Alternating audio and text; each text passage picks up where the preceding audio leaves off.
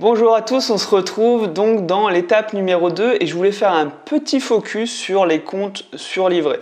Ce sont des comptes aussi qu'on appelle des super livrés et contrairement aux comptes que je vous ai présentés dans l'étape numéro 1, ces comptes-là ne sont pas réglementés, donc le taux proposé dépend vraiment de la banque ou de l'organisme.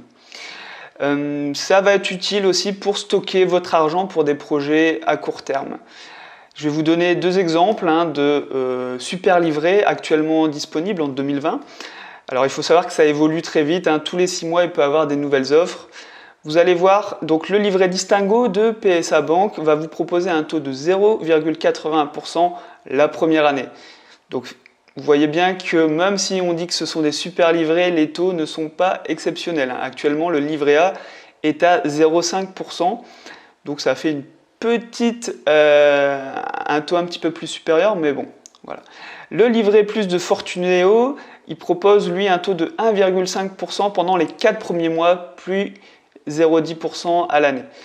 Voilà, ce sont deux exemples de livrets. Pour moi, ça a utilisé vraiment par parcimonie. Pour résumer, pour moi, les livrets sont pratiques pour servir de réceptacle pour des projets à court terme.